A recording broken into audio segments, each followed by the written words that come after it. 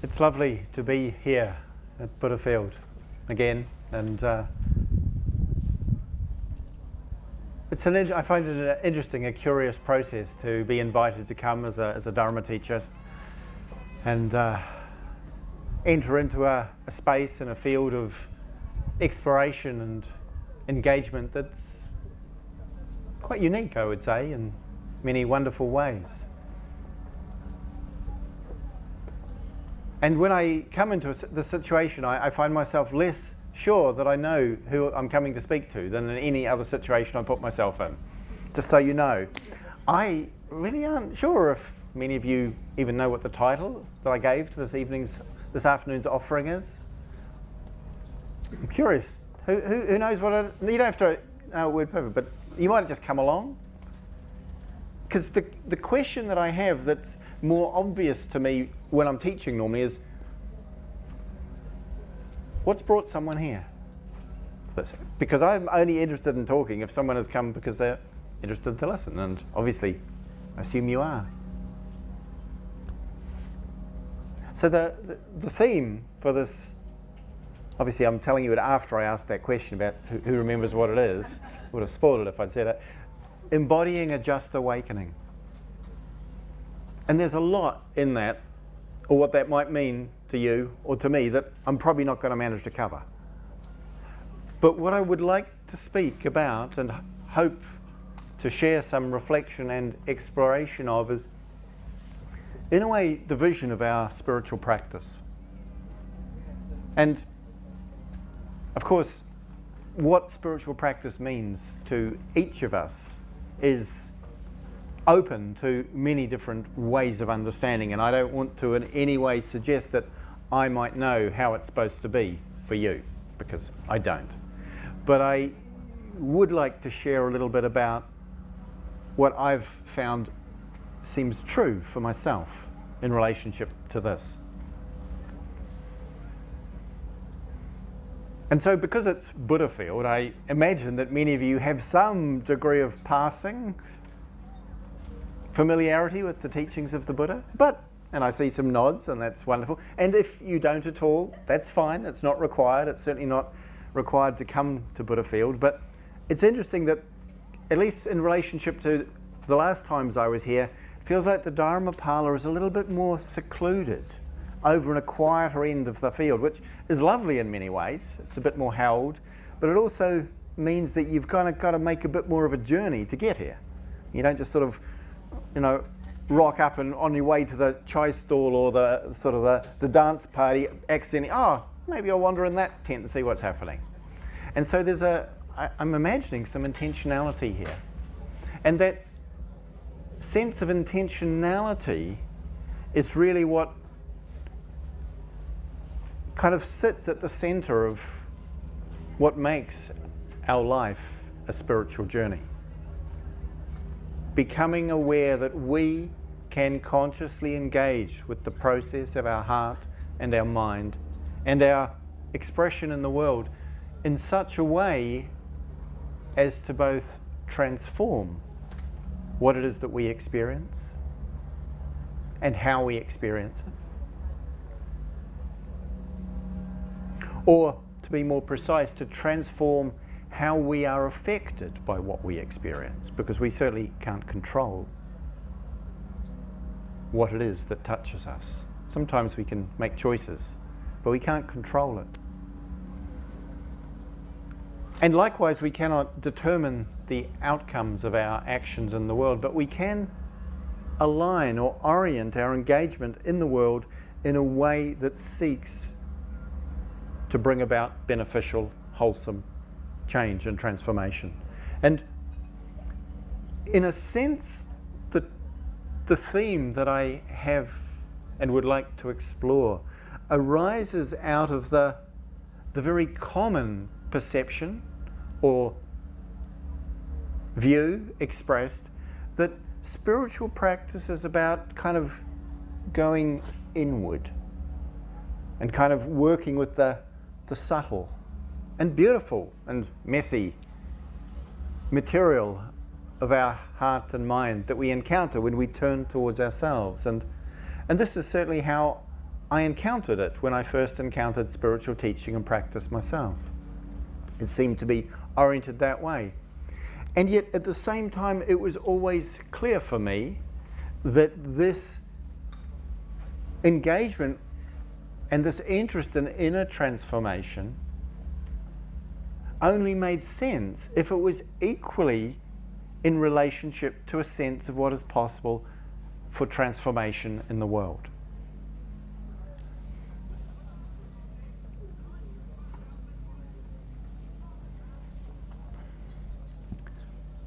I'm just going to make this thing into a clock, because otherwise I have no idea how long I've been talking, which is a worrying thing. As anyone who knows how much I can talk sometimes would tell you.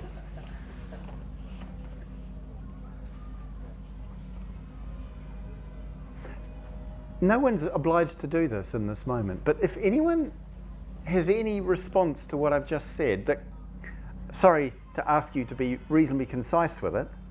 You don't have to be, but that's my ask. Does anyone have a response to what I've said just so far, which isn't too much? You're very welcome to put your hand up, and if that was what you were meaning to do, yeah?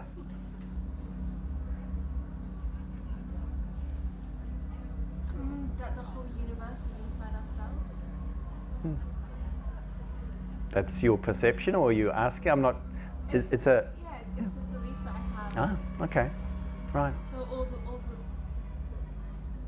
the spiritual work we can do can just be, meditating by ourselves.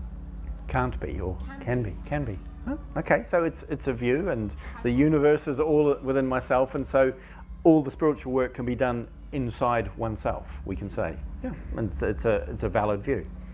Yeah. My sense of what that points to or touches on is it's to understand what it is when we say myself. And the Buddha's teachings spend a lot of time reflecting on and asking us to consider and look at, what do I mean when I say myself? Because if we engage in meditation practice, and this is what I mostly teach as a framework for inner exploration, insight meditation, or a process of developing understanding through mindfulness, through presence, through awareness and inner attunement, what we find is that there isn't something we can ultimately claim as exactly what we are or who we are from an internal orientation or exploration. Actually, everything we look at, we find, we see, it is contingent, it's dependent, it dissolves and arises according to conditions. And what that means is that we can't make sense of who we are as something separate from what we are embedded in, because we are dependent upon and reliant on, we are affected by and impact as an effect everything around us. And so the idea of whether the world is outside or inside, or whether I am somehow separate from or not separate from the world of experience, of what I encounter, is, I think, a really important area of reflection with regard to understanding what is spiritual practice about. And there's a way in which, when I reflected on what I wanted to bring for this time of speaking, sharing, reflection, I realized that what I wanted to talk about was the state of our world. And the state of our world is, of course, not separate from the condition of our own hearts and minds. How our hearts and our minds and our bodies too express themselves in the world affects, and it ultimately conditions profoundly the state of the world. And the state of the world profoundly affects and conditions our experience.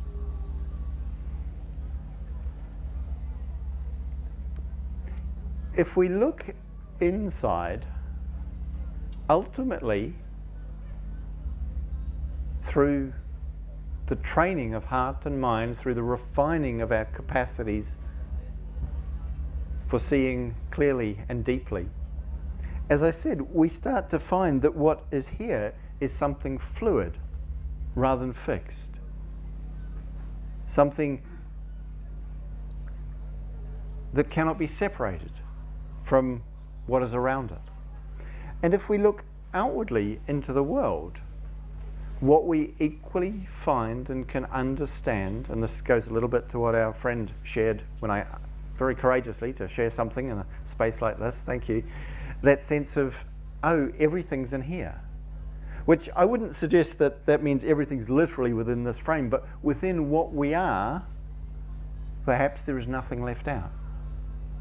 So from one perspective, we might say, oh, what we are is nothing, no thing, a thing being something that can be separated from what's around it and said, oh, it's this and it's not those things.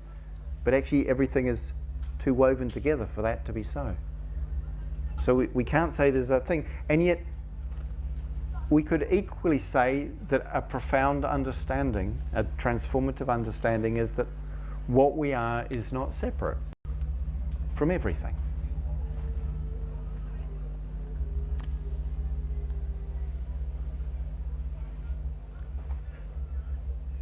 So we could talk about the state of the world in terms of our own condition. And one wonderful teacher who lived in Thailand, he was the teacher of one of my own teachers, Ajahn Buddhadasa. Ajahn means teacher, and Buddhadasa means servant of the Buddha.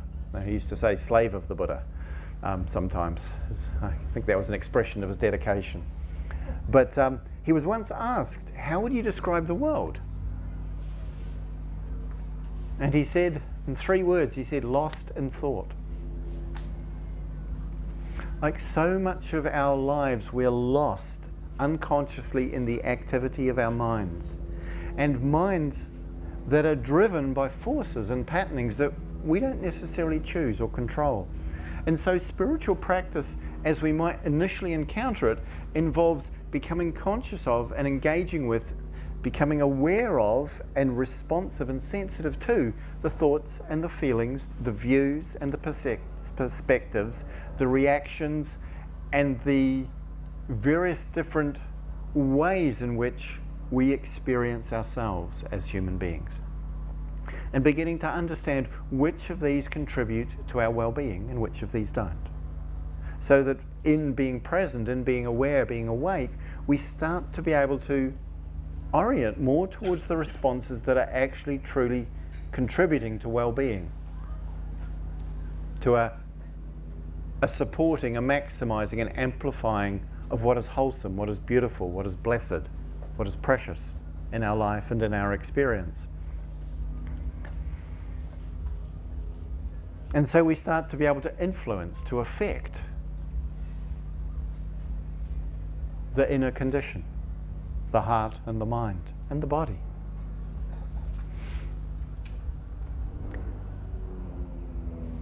And as we see this, it's easy to imagine that freedom is born of an inner process. And it's not that it's somehow born of a process that does not include this inner work.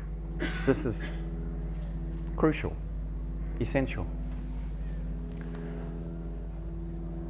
But it equally involves engaging with our world from the same perspective, to see that so much of what goes on in our world is driven by unconscious forces that are operating at a kind of a collective level, which we are at times participants in.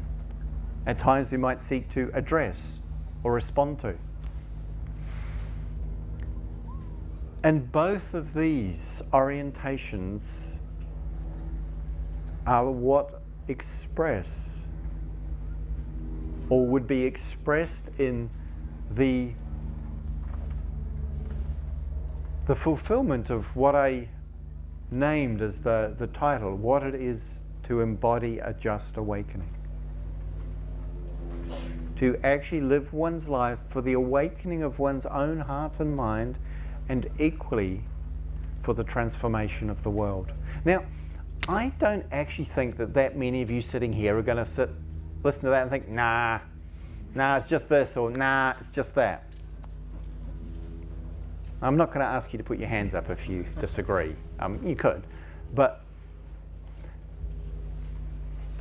why I'm naming that is because there's something powerful about being in a space where we collectively name what's happening.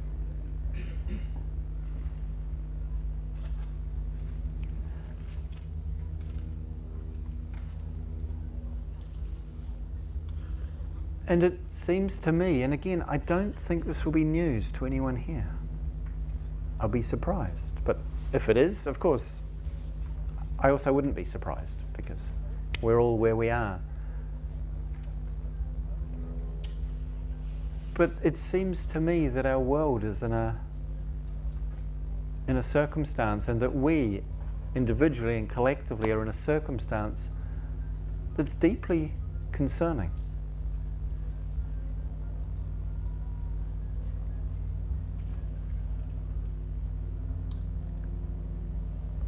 And there's something important about just being able to say, actually, it looks to me like this is really something that has reached a critical point. And if you read the extra 3 or 4 lines, or I think there was 30 words for the title, the description, and a description of oneself. So it wasn't a very large piece of information about what was going to be spoken about here, but we live in a time in the trajectory of the human species in which we have a critical possibility of changing direction or not, in the realm of what I would call something catastrophic.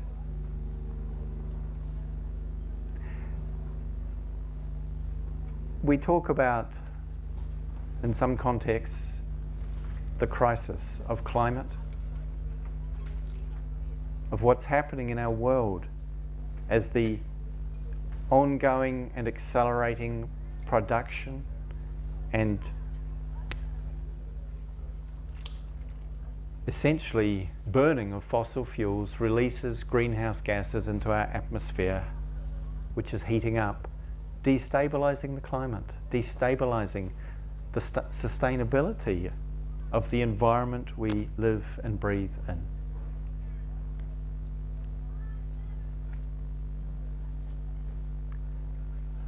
So much has been said here and elsewhere about this.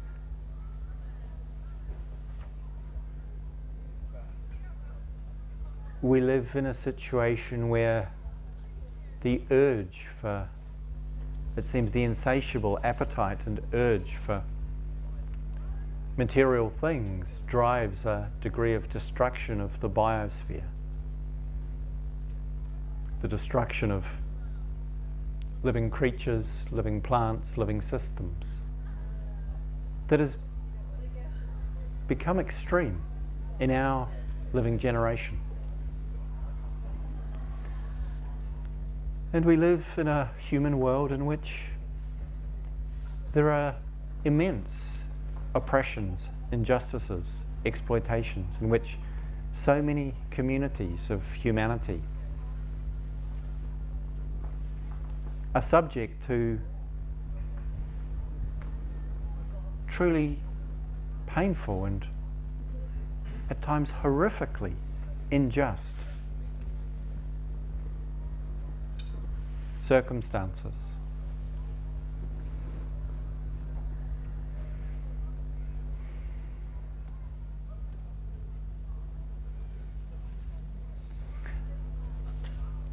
And when I name these things, and it's sort of like so much is unsaid in what I've just pointed to. In a sense, I'm just saying, oh look, there's this, without going into it. There's this, without going into it. There's this, and there's more than one could say. I think it's really important just to take a moment to pause and notice, oh, what's that like?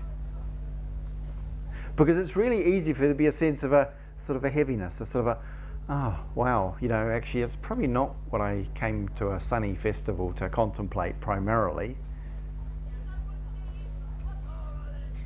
And that's really understandable.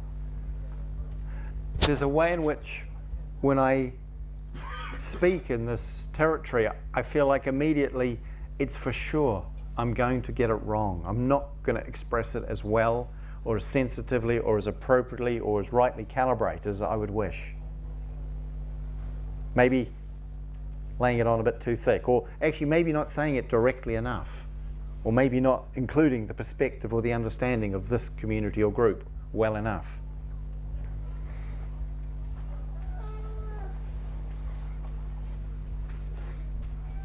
And at the same time, I feel it's really fine for your babe to stay. I feel like that sometimes. See, if you know, if it goes on for a long time and you feel really uncomfortable, that's all right. But a bit of sound is all right. Birds make noises and babies too. Yeah. Does anyone ever feel like that? Yes. I mean, it just, in a way, that's kind of what I was talking about just right now. Oh, sweetheart. It maybe for your babe's benefit rather than for ours.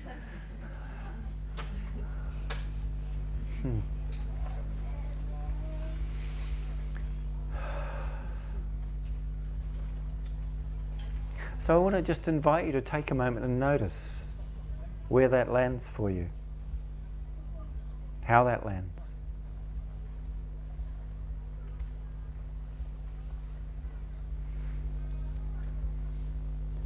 Our human community is on a path that it won't survive in any good state. It seems to me. And spiritual practice asks us to turn towards what is not easy. To turn towards this. There's an initial, for me, sense of, oh, and I feel it. It's like one doesn't talk about these things cheerfully or enthusiastically. It doesn't make sense. That's not what I feel. It's more like, but there's also something about it's important to just speak it. That we know together that, oh, we're in a situation. That the scientists who have given careful consideration to this tell us we don't have so long with regard to the climate emergency to move our whole functioning as a society into a sustainable mode before it will be beyond what we can do.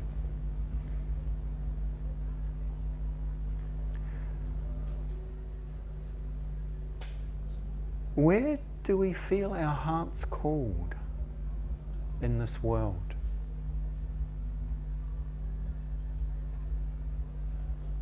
Where do we feel our hearts called?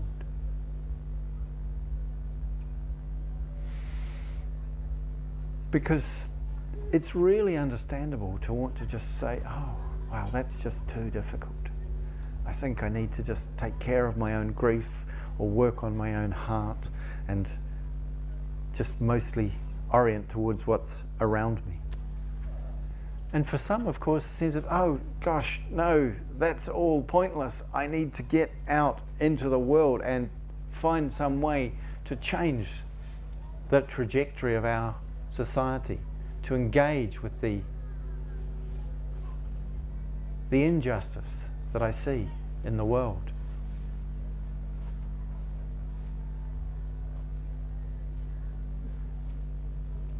And it seems to me that we so deeply and desperately need both. And together.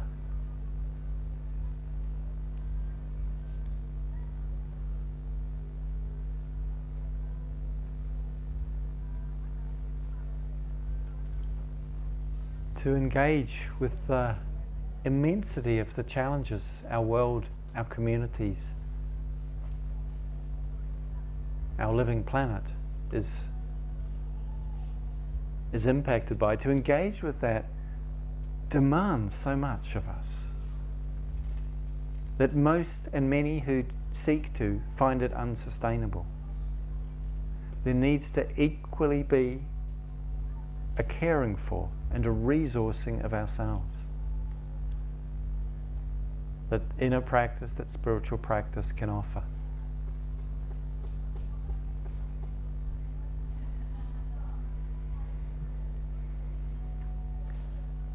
And it seems to me there's something really powerful about acknowledging that we are part of the system. Not to blame for it, or independently or originally responsible for it, but that we are part of what is happening. And, for myself, to really acknowledge that I benefit, that my life is immensely privileged.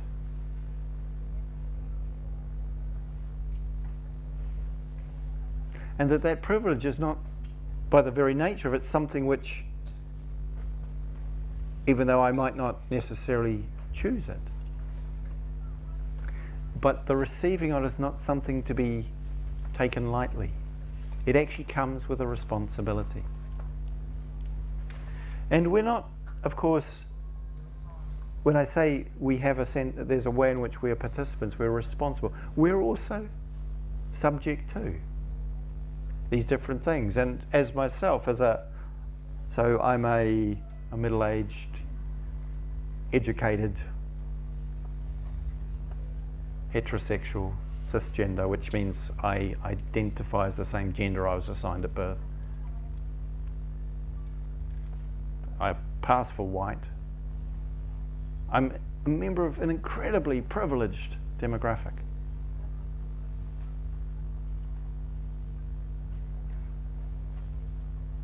So many people in our world, and I could list all the ways my life has not been easy, there are many, but so many people in our world do not have the privilege that I have.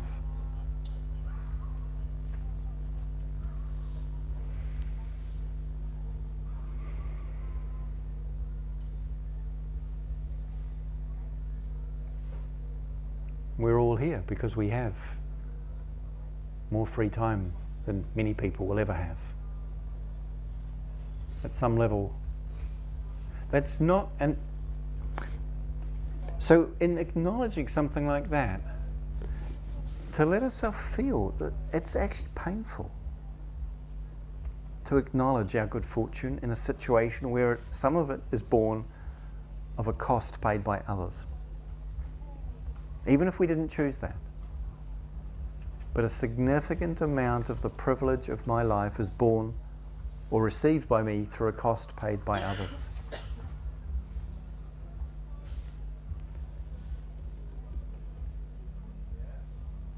And it's really important in the feeling the pain or the distress of that to have a sense of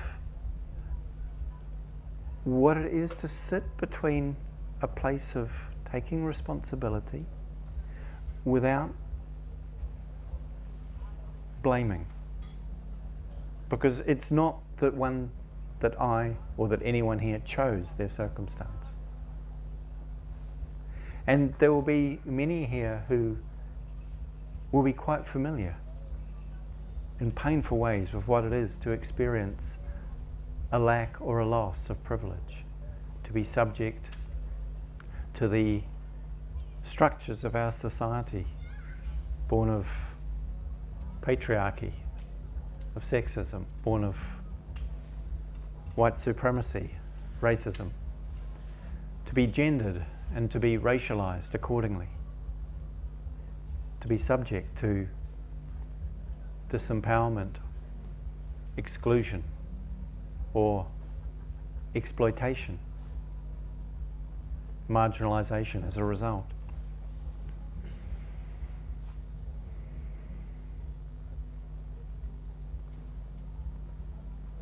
And it's really important to hold those places with real care, to not disregard them because at some other level one might also have privilege. And for myself, as I said, I have immense privilege. And just to name it, I'm mixed race. I've only really understood that in recent years, what that actually means. But in me, I've known it all my life. It's just being different and never quite fitting in and not being part of this or that. And yet, that doesn't take away from the fact that I get away with. I don't present in a way that most people recognise as that. Although, interestingly, in recent years, my belly, which you can't really see unless I put on profile, but it maps exactly onto the bellies I've seen on Bengali men in Calcutta ever since I first started travelling to India. And it's like, yeah, I'm a quarter that. My grandmother was from Calcutta.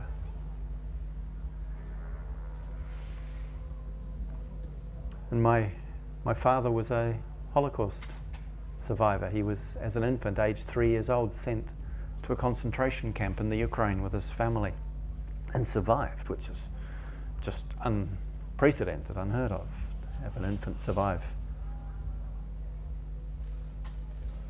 And some of my life has been the digesting of what that did to him that led to what, I don't want to say he did to me, but how it was for me to have someone carrying that as their father. We've all got our pieces of that. No one gets into this life without some really difficult things to deal with. So it's not about trying to say, somehow we are the oppressor or we are the oppressed in absolute terms, but recognizing that in this realm, we might be profoundly in a position of privilege, while in another realm, we might actually be subject to marginalisation or oppression. The tendency of the human mind to be able to discern and separate is remarkable and amazing. And one of the things as we start to engage in inner spiritual practice is we start to see how the way the mind discerns, separates, and easily then starts to attribute difference of value to different experiences as they're discerned is a really important part of the process of starting to bring an equal interest, an equal openness, an equal engagement to each and every experience.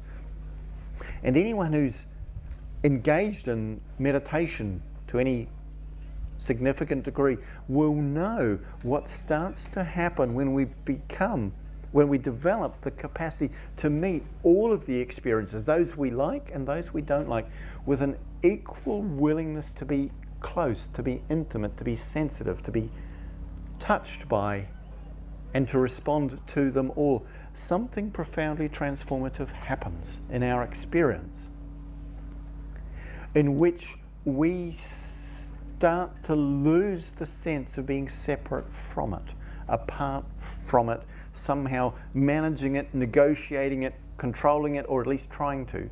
And something else about what it is to be human beings, to be a human being, starts to show itself to us.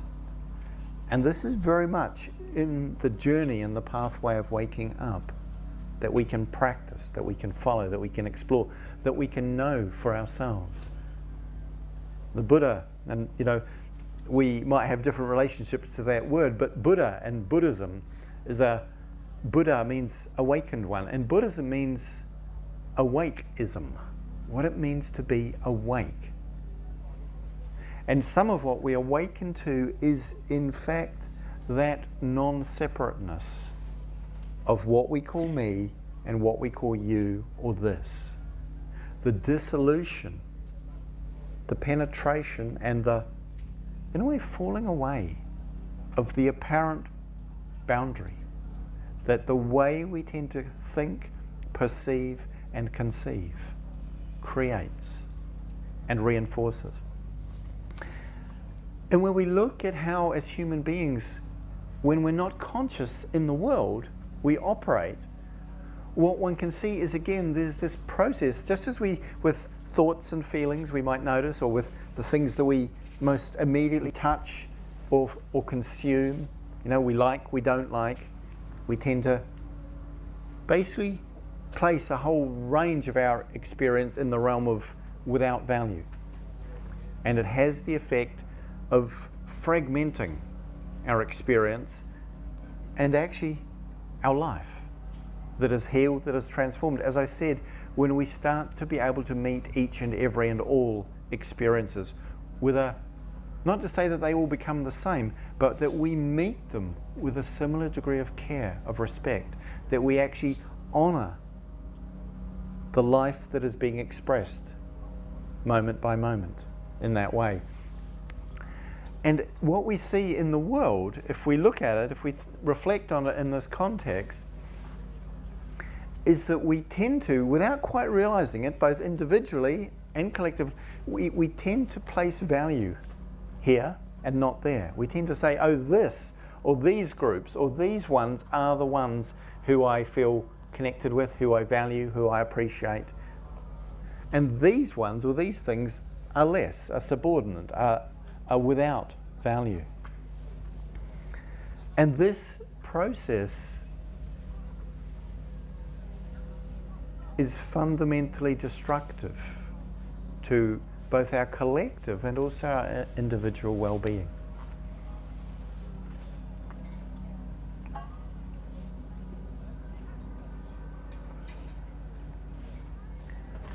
So the way within our community, we might say that people who in some way are perceived or labelled to be different by one individual to another, one group to another, and in that difference, because of course there are distinctions, we are in so many ways distinguishable, but a different attribution of value is given. Where some parts of our community are treated as of less value. And their difference is not understood and honoured and valued.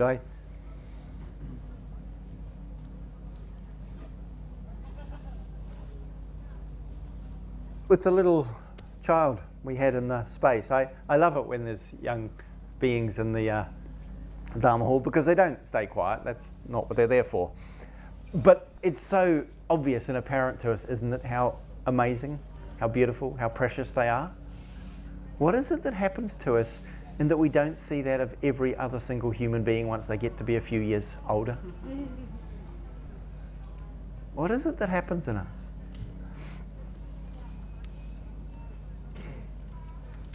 Last year my sister was dying of cancer in Sweden, where she was living, and I wasn't sure I could get there because the Swedish situation was deteriorating, and anyway, I had to go, and I had to argue with the immigration people to let me in because I wasn't a close enough relative. And COVID, they were only, or where they were with COVID at the time, only the parent of, the child of, or the spouse of a relative could come in to the country. And this is my sister, and she doesn't have a spouse or children. They let me in eventually. It was quite a thing. And I got to spend the last days and hours of my sister, my young sister's life, my younger sister's life with her, me and my mum sitting beside her.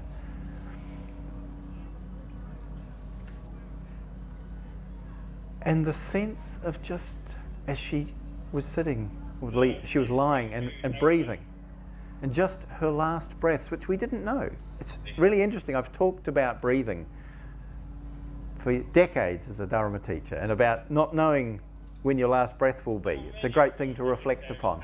We don't know. We don't know what will come into our world. It sounds like there's a radio in there somewhere. And in that sense of not knowing, I'd never actually been with someone in their last time of life. And every time she breathed out, we'd sit there, and it was quite a while. And then the next breath would come in. So we didn't know when the out-breath went out if there'd be another in-breath. And it was only eventually after this went on for quite some time. And each out-breath we were just listening and sitting there with my sister. She'd had 18 months journey with pancreatic cancer. And then there was this moment at which it seemed like it's been quite a while now since the outbreak went out. Maybe that was it. And then a little while longer, there's not another in-breath. And it's like, we look at each other, me and my mum, and it's like, yeah, I guess she's gone. And this is my little sister who, just my mum, her whole life was about, let's look after my little sister. And she's gone. And the preciousness of a human being is so apparent there in that moment where she's gone. And she wasn't a moment ago. She still breathed one more breath. And somehow we lose that, don't we? Of how precious it is that there's a human life. And how mysterious, how like so much here and then gone? What happened? How could that be? What is that that's here that's gone? That was here and is gone? What is that? This that we recognize at times with maybe a baby. Some students of my wife's, my wife Catherine, some close students of hers are maybe having their baby right now. I know they were in labour when I left this morning. And so it's like, wow, yeah. Where do we lose that sense of that for each and every human being we encounter? And for ourselves, for this one too. For this one too. Because that perception, that recognition, that understanding of preciousness in life is critical, it seems to me.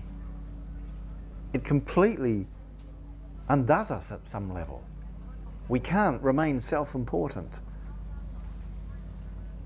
when we recognize how precious the life around us is. That doesn't mean we're unimportant, but we're not elevated in importance.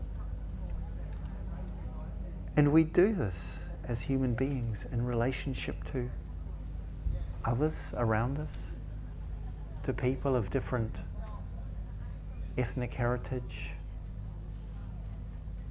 religious or political affiliation, people of different ability, different gender, different sexuality, gender identity. My sister, before she died, in just the last year or two of her life, she was diagnosed as autistic. It was so amazing for her to understand suddenly why it was her life had been the way it was. And it was so amazing for me, because finally this place in my heart that I'd always cared for and loved her, but there was a part of her that I just couldn't deal with, that was just so socially inappropriate that, like it would close, and I just couldn't, for all my work and practice, find a way to unlock that place in my heart. And when I understood, it unlocked, it just opened up and said, oh, that's not her personality, it's just how she's wired up. And I'm so grateful that she understood and that I got to know that before she died. And there's something of that in everything we relate to if we don't understand why it is. And we might not be able to know why it is our heart does not open here. But if we knew why it was, our heart would open there. And I say this because this is the fundamental process that collectively we need to be engaged in, it seems to me. Because it's not just, of course, amongst human beings that we categorize, that we differentiate, that we no longer give value to, that we center either ourselves or we center those who are like ourselves. Because that extends into the whole human community in its relationship to the natural world, in which this is not fully acknowledged in its preciousness, in its aliveness, in which it is therefore able to be disregarded, to be exploited.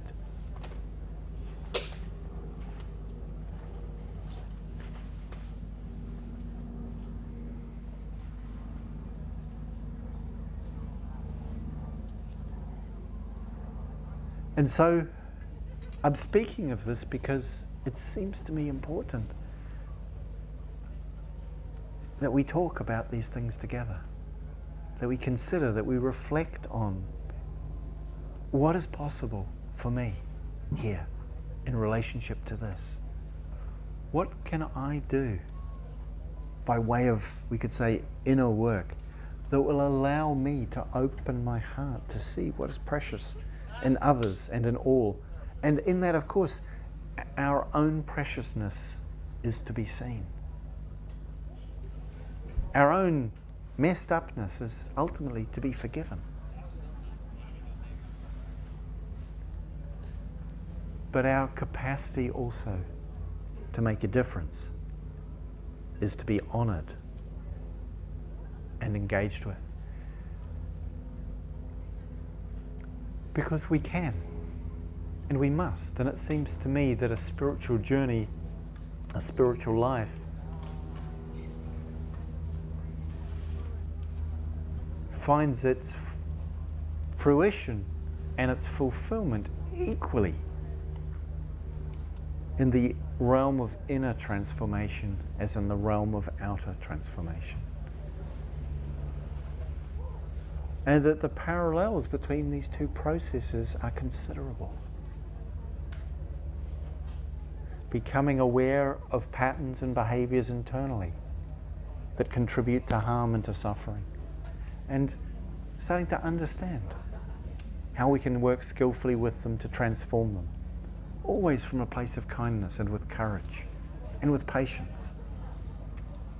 Our own patterns of self-centered need and greediness, our own patterns of reactivity, aversion, anger, hatred, these can be transformed.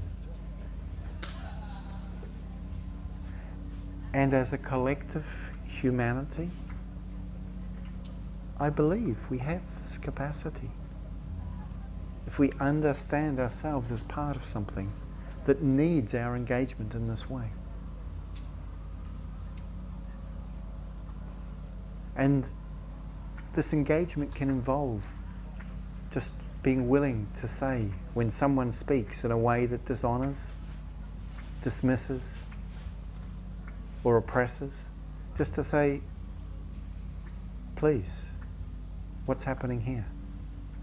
To not just go along with, to not just collude in, to not just stay silent.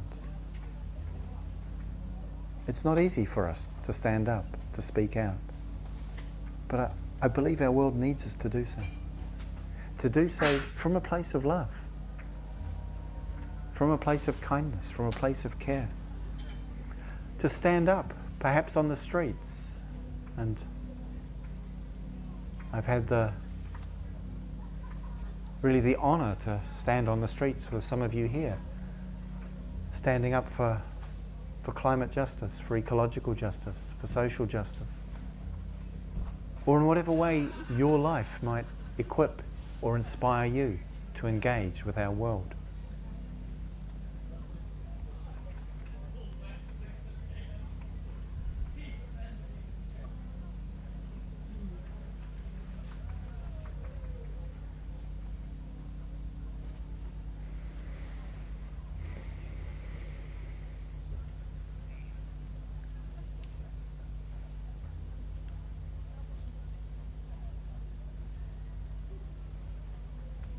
What it is that we are, however we might conceive or understand it.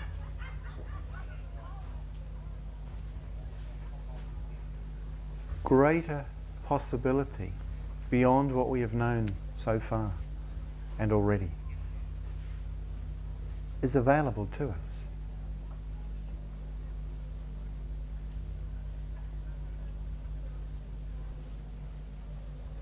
It's not an easy choice to make, to live one's life placing at the very centre the aspiration for the deepest well-being of all that lives, including ourselves within that, caring for ourselves within that.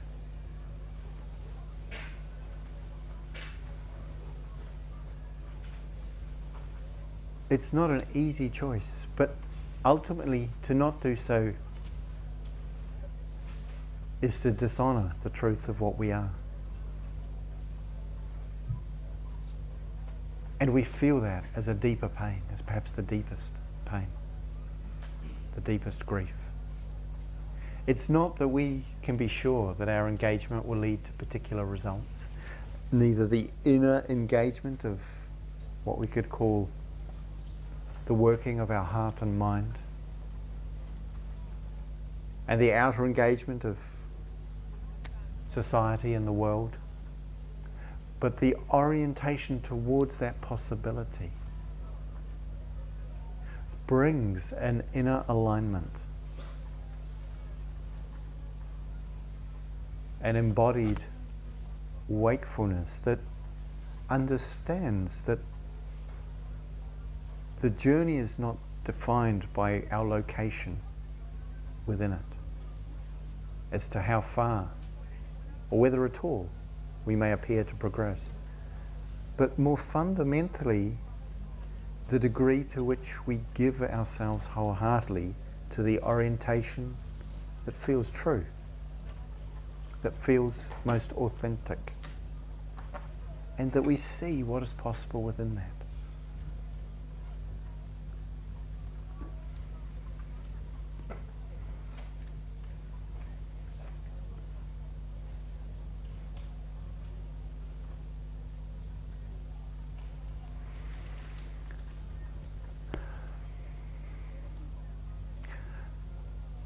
I'd just like to invite you in the space that we're in, just take a moment and notice how you are, where you are. I'm not looking for anything particular. I'm not going to ask you to say what that is. No, you could if you wanted, but just to notice how this lands for you. Some of it may not land particularly in a way that feels useful. That's fine. But just noticing where you are. How you are just now.